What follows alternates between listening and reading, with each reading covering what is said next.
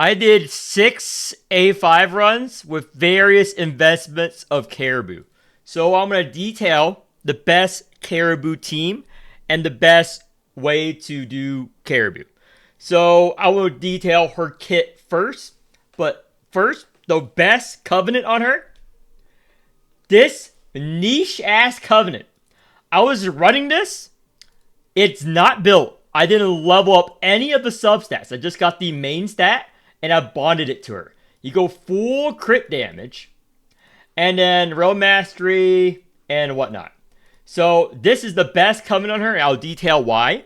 Dreams is also a good choice. Her best partner, by the way, this is just a recent comp I tested. It's just her and Pikmin. It's just her and Pikmin. Now, different wheels before we get started on the review and videos is her wheel plus 12 memory spot if you're going to full shield. With this, you can hit over 3,000 shield if you can stall long enough, level 60, and I have done so. It is insane, this combo, because this is multiplicative, by the way. This is insane. You're going to wheel jail again, dude.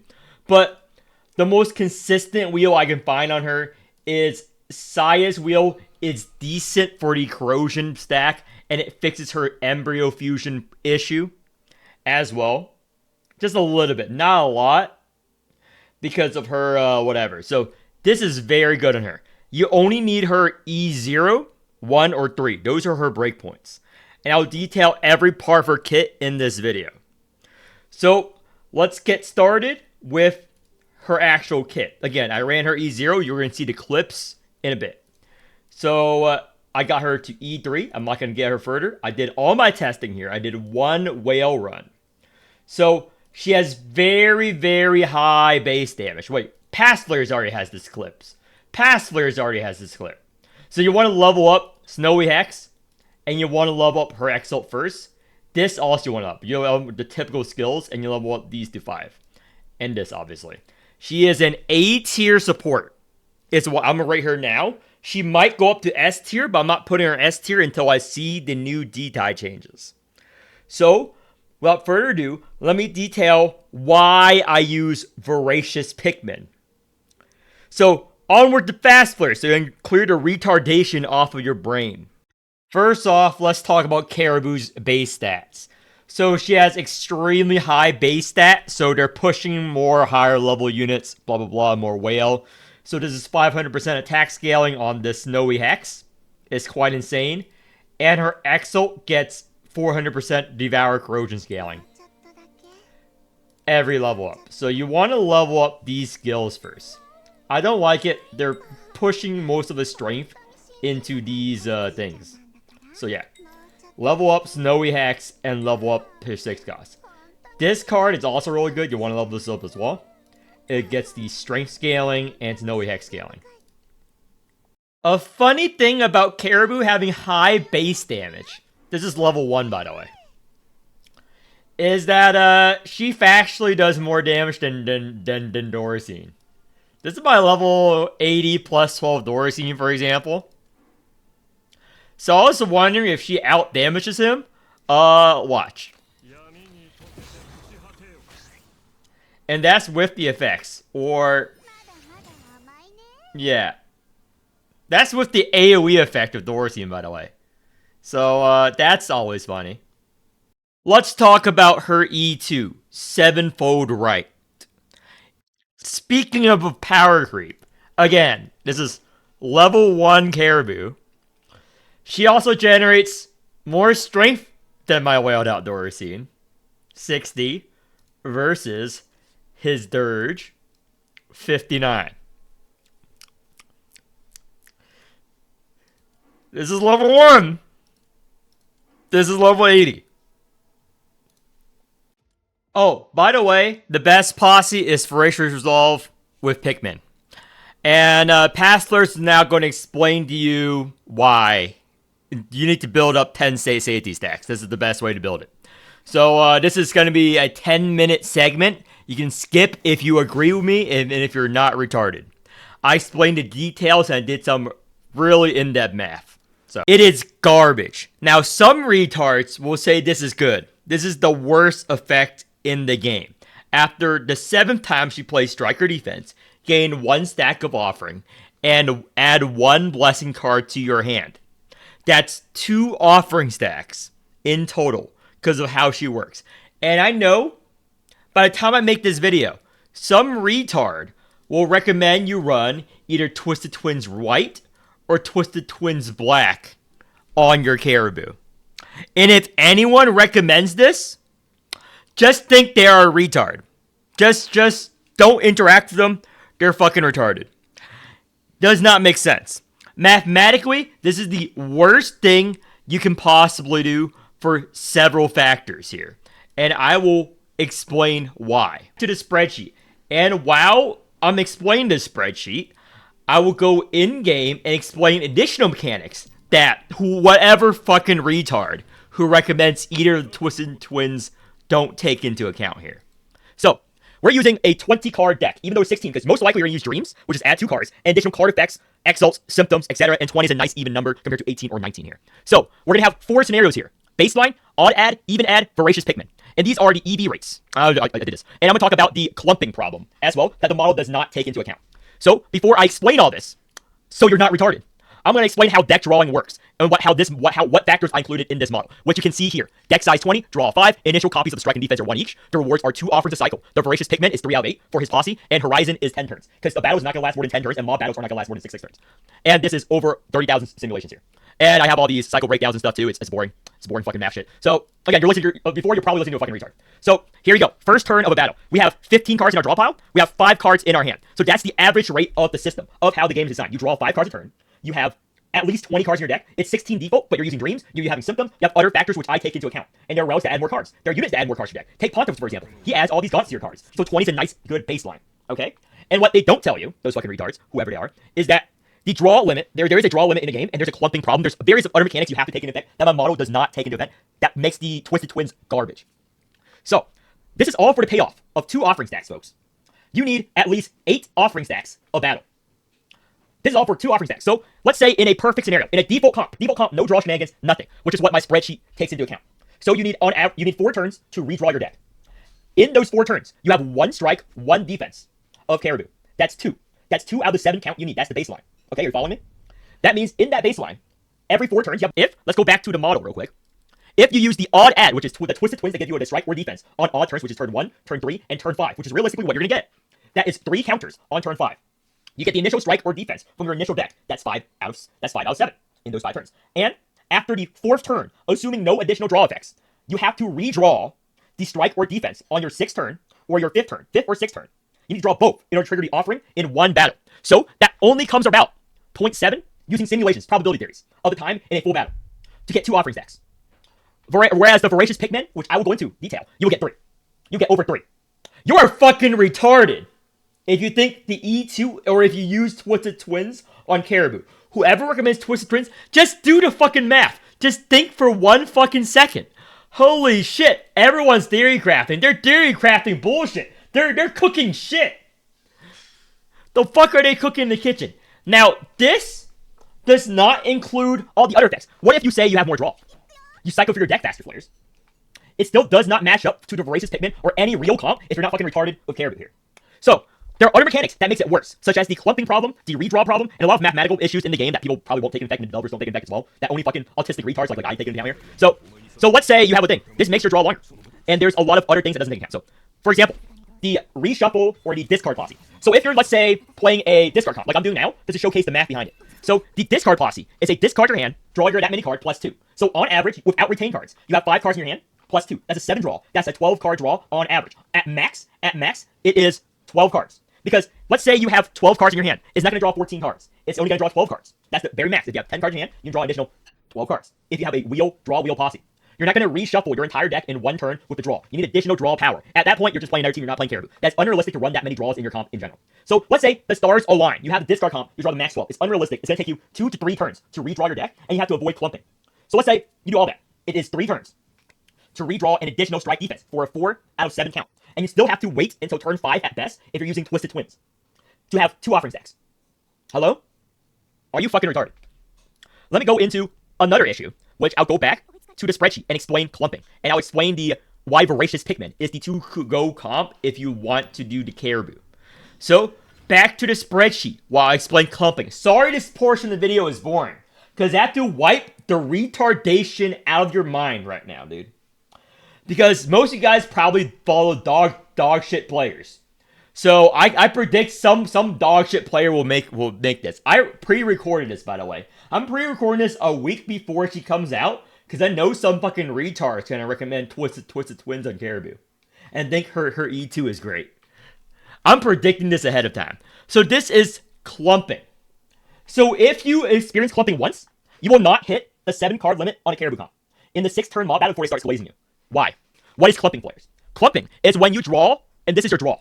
You draw and you reshuffle. So how the game works is that whenever you reshuffle your deck, the cards that are in your hand aren't reshuffled back. That is your card in new reshuffle. So if you keep the strike and defense from the old hand and you reshuffle, that means you don't get new strike and defense for the next 20 cards played. That means it's impossible to reach the 7-card count within the 6th turn limit, because you need that reshuffle. So these are 2 clumping scenarios. Now, those of you guys who are nerds know what I'm referring to when I'm referring to card clumping, otherwise known as the mash shuffle. So it's when cards stick together. It's multiple terms to use it in traditional Magic Gatherings, Yu-Gi-Oh terms, Hearthstone, any professional card games. I don't need to explain. Thanks for fucking nerds. If you don't know this, what the fuck are you doing here? These are for I'm creating content for nerds only, okay? If you don't know what clumping is, if you don't know what, congratulations, you now know what clumping is. So these cards are retained. So these are 2 visual examples right here on the spreadsheet, and I'll explain it in game. So let's say you have 2 cards left in your draw pile, okay? Aegis defense and a dies card. You clumped, motherfucker. What does that mean? Over the next several turns, you will never get another Sacred Blood or another Aegis defense, because these 2 cards you're going to draw, and then it's going to reshuffle every other card into your deck, and it draws those 18 cards as an example of the numbers. Again, so that Sacred Blood, that defense, is all you're going to get in a new reshuffle. So if you ever encounter a scenario where you haven't drawn Caribou Strike or defense yet, then you are fucked. You are fucked if, let's say, you have 2 cards left in your draw pile, and it's her strike and defense, or even 4 cards left, and you either have 1 strike or 1 of her defense, and you redraw your deck, and use Twisted Twins to rely on that Twisted Twins proc. Congratulations, you are not procking it in that entire battle.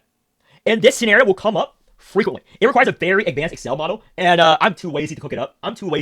I already went through the effort of cooking up this basic model. So, yeah. So you would never, ever, ever, ever, ever use Twisted Twins.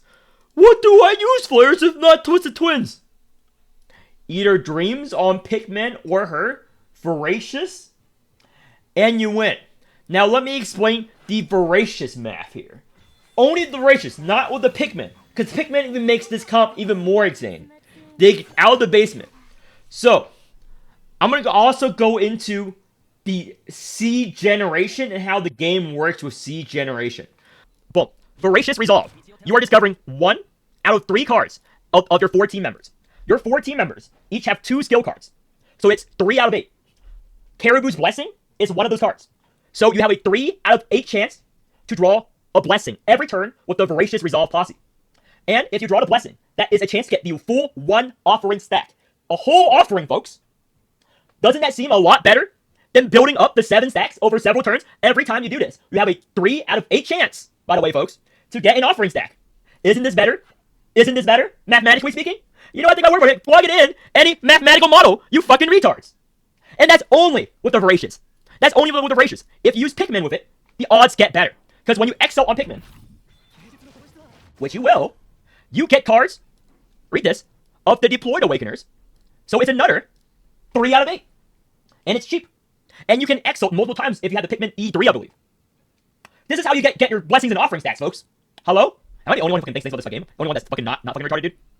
And don't forget, I'm gonna go back. Don't forget that, this one offering. Here you go. You need to build 10 Satiety stacks of battle. You're going to get 2 Satiety stacks from the Devour effects, from the 2 Caribou Excels you need. That means you need to trigger offering 8 times a battle. The only way to do this is with Pikmin Voracious, consistently. Or Hamel. Or Lone Seed. Or Dice. Not Twisted Twins. Twisted Twins will never help you in this scenario. Dreams would help you more. So that concludes this segment of the video. Hope you guys understand how the game works now. So, let's start at the end. What's the cheapest, most effective comp for current D-Tide and will scale well? Well, Caribou is better than Sai in every single aspect. She does too much damage. I was never able to get the 50 Satiety stacks on alert 5 no matter how much I nerf my comp. So I keep killing the mobs over and over again. I try making comp weaker and weaker. I try putting Corporal in. Too strong, remove her. Put in my E0 level 60 salve with none of his skill cards leveled. Sure. Put in my Sangha. Sure. So this is the cheapest comp. Every comp has to do with Pikmin. Why? Because of the voracious I just told you about. So in these clips, or if I slow them down, you get to see how often I get her blessings from Pikmin's Excel or Voracious in order to stack up the blessing stacks or the offering stacks. You'll also see how often I just one-shot the mob using Caribou's Excel despite having it underinvested. Some of these runs are her at E0, some of these runs are her at E3. Why is she so strong, Flares? It's because of the very niche covenant, Ring of Chamber, which is her best in slot. Now, Ring of Chamber is her best in slot covenant because the unique, it does make your key flare and posse limit plus 200. However, remember, Caribou has the plus 2000 key flare. She's the best key flare bot, strength scaler, card drawer in the game because she has the highest value of any support in all those options. And manipulating the seed, you don't even need to manipulate it. Now, it is her relic. Her relic does buff her. However, most of this is just her base damage because her relic only gives her more corrosion, remember. So if it's just her damage, which I'm showcasing, it's irrelevant. So you're going to see 200,000, even 600,000 Caribou Exalts. And this is not her full potential. This is just a level 60. This is not with 50 Satiety stacks. Remember, she gets stronger every Satiety stack she gets up until the boss. The highest I was able to build was 36, I believe, out of the 50. Now, what is Ring of Chamber while these clips are playing? It increases her Exalt crit rate, crit damage, shield, and HP by 30% on her Exalt. Now, this scales with her wheel, Nautilus wheel, and a bunch of other wheels to gain you massive shields and massive damage. It's very, very good. It's a very niche covenant. If I weren't using this covenant, I would use Dreams for more of her cards. But since it is a niche covenant, you should use Ring of Chamber on her. Now, this is a very, very, very, very niche wheel. Only 2 other units in the game really wants it, which is Sangha and, what was it, 24. Sangha and 24 are the only other 2 units that can really make use of this covenant. It's a very niche wheel. No one has this built. But you can see the damage as shown here. Or maybe you already shown it. I don't know what Future Flares is doing with editing, okay? That's for Future Flares to decide with the editing here, okay? I edit these review videos because my editor can't stay up this late. That's why they're not as high quality memeage. It's Flares memeage, okay? So, you get to see this run, a cheap investment run, just an E0 Salvador. Salvador is good. You don't play Salvador Lone Seed. You just play Salvador. You keep his 2 costs so that you can shield up when needed to stall. And he has high constitution value. Now, there are better versions of this comp, but I will get accused of wailing out. So the better version of this, if you have it, is you replace Salvador, if you can, with any Divine Blue. If you want the best version, replace Salvador with any Divine Blue. Because Divine Blue works very well with their white stance with this. So whether it's Vortex, whether it's G Murphy, whether it's Pontos, they're technically all better than Salvador in this comp. I'm just not using them because all of those units are level 90. And retards will say it's a whaled out comp. This is not a whaled comp. Why use it? Because it's my weakest. I'm using Salve because it's my weakest to show that all you need is Caribou and Pikmin. Pikmin Exo, get the Caribou 3 cost. And Pikmin will be responsible for generating the babies, because Pikmin has very high baby generation. One of the highest baby generations in the game once you rouse them. And you will be able to rouse them because of Caribou. And for another thing, which I'll detail later on, is the RNG seed manipulations. I have a spreadsheet made, and that's what Future Flares is going to go over now. This is Current Flares. Current Flares is not going to go over that. Current Flares is currently talking while these clips play. Okay? That's what Current Flares is doing. Stalling. So that Future Flares, who edits this, will be able to place together clips to showcase how this comp works in order to you to visualize and explain whatever I'm missing. So, Ring of Chamber, Pikmin is holding dreams. Someone's your Keyflare bot. You don't really need a Keyflare bot here. Also, if you use Not Wheel, which I'll showcase right about now, maybe, I don't know, you can generate 3,000 shields. You know why? Not Wheel combined with Caribou's Wheel scales very well off her Exalt, because her Exalt scales, 1% shield for every, Satiety stack she has, and that is not additive with the wheels. It's actually some kind of multiplicative nonsense, which is how I get shields like this. So yeah, hopefully Future Flares edits that portion very well. If not, kill Future Flares, not Current Flares. Current Flares is innocent. So in the first 2 runs of Alert 5, I tested the comp with E0 Caribou and the thighs. So I tested with E0 Caribou, then E3 Caribou with the thighs. And obviously this is the best version of it, but I don't recommend it. It's too much resources. It uses thighs, Pikmin, Caribou. But I just want to lay out the facts of the intricacies of using thighs here. I am still using Voracious Pikmin. So thighs can help dupe the Caribou blessings, or her 3 costs, not her blessings, to generate blessings in order to get the 10 Satiety stacks easier. Now thighs is obviously the best choice to get multiple blessings. Also, an interesting fact, which is pretty obvious, but I wanted to confirm it. If Caribou eats a thighs super baby, she gains an additional 2 Satiety stacks compared to the 1 she normally gets from devouring. So thighs makes Caribou getting the 50 Satiety stacks very easy. Obviously, you would never use this comp in D-Tide, but in story mode or whatnot, you can use a full support team, no problem with Caribou. So those are the thighs, intricacies, and whatnot. And you can see how much damage it does through these clips, etc., with just my E0 Caribou, level 60. First off, we're going to talk about RNG seed manipulation. Now, there's some testing done by people in my Discord, but this is from my testing and my 2 years of playing the game. This is my theory that is proven true. So people don't know how RNG seed changes, they just play random cards. So this is actually how it works from the way I understand it. But let me explain.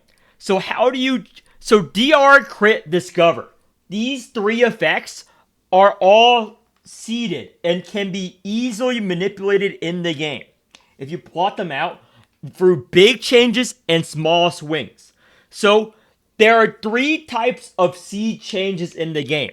Big dick seed changes, medium dick, and small dick seed changes. So this is my research on what each one. People did it on my Discord so they can. So it's about shifting RNG seeds and moving up and down DR. So I will showcase a real world example right now. So we have to rewind so I can show you what I mean by seed manipulation. If you play this 3, let's read miracles. So it's Draw, Alimus, Strength. Wow, players.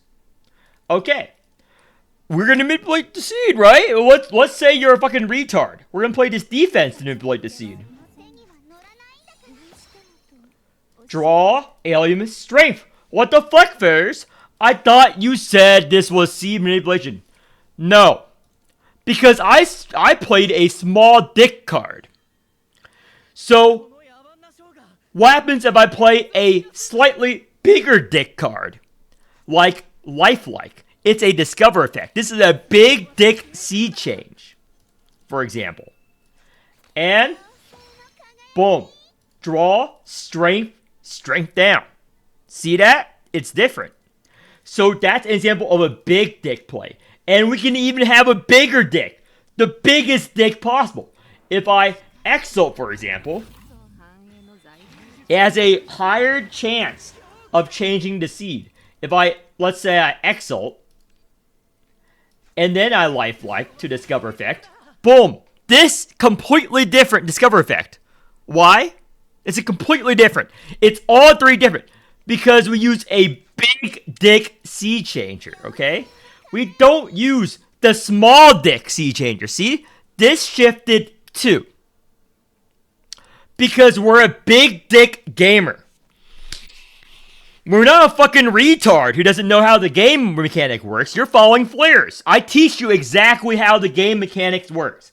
So, that is actually how you reroll DR, you reroll crit. You follow this. This is my categorization between big dick plays and small dick plays. What does it mean, players? Why am I talking about dick sizes? Okay, I will be more progressive. This is big clit plays. Okay? So, let's say you're doing a small dick moves. Small boob moves. Whatever woman thinks is beneath them. What is an insult for women? What do women fucking say to each other? Let me think. These are my family works in a nail salon. These are small nail plays. A fucking disgusting girl who doesn't take care of her nails. Doesn't get a nice manicure. These are small moves, okay? As a family who's deep in the nail salon business, as Vietnamese Americans. So, small moves. That means like you cannot afford to get a nice manicure. So it doesn't take, the game doesn't notice you. Men, I don't understand why you guys spend so much on nails, to be honest. But I digress. The fictional men that women are doing their nails for that care. So, you need to have a bunch of small moves to change the seed. Small moves are playing strike defenses, insights, switching realm mechanics, tentacle switch, furnace activation, annihilate, or any zero cost cards. These are small moves. So, in order to change the seed, you need to play a lot of small moves. Small moves are unlikely to change the seed, because the seed is only changed once a value is hit. And how different actions are valued differently by the game in order to change the seed, as I demonstrated with a real world example just now. But for medium moves, is a high chance of a seed change, such as a DR proc, a crit, or a discover effect change, like such as posse, etc., etc., etc. Now, medium moves are dealing significant damage to the boss or taking significant damage via symptoms or other effects, playing symptom cards, critting. Critting is a medium move. It's not a high, big dick play. It does change the seed, high chance of changing the seed, but it's not almost 100%. And phasing the boss. These are medium moves, high chance of seed change, not 100%. Now these are big dick in the paint moves, meaning you are Doctor Stranging it up. It's another dimension, multiverse time. You're Rick and Morty, you're jumping through the portal into a dimension where everyone has nice manicures. Okay? So, what are big dick plays? Big clit energy. Whatever you guys want to say. Exalting, discovering, DR POC, posse, major key flare event. Now, what is major key flare event? is when you generate a shit ton of key flare. You get to see this when you play on G Murphy, for example, for a real world example, or playing to Will. They are big dick moves for seed changings. If you really want to seed change, you play big dick moves, which is why Pikmin is very good for his comp, because all of his discover effects here are big dick plays. Every one of them that can change this seed dramatically. Look at that. Completely different. 2 6 mana and an 8 mana. Big dick plays. Where, if we keep doing small dick plays, we have a small dick. Let's say we furnace. Do this. This still keeps the strength. You see this? The strength. It does have the furnace effect. It's still these mostly the same. It's still the strength elements. This is small dick. Small dick. The only reason why it's different is because of a rouse effect. Small dick plays. As opposed to a Pikmin Exo or playing these, which has a higher chance of changing the seed. Multiple the seed. So when it's discovering, it cycles through. Do you see how familiar this is? Because we resetted the seed back to the start. The cards are now just in a different order. So that's how the RNG effect works. Big dick plays. Now back to the video.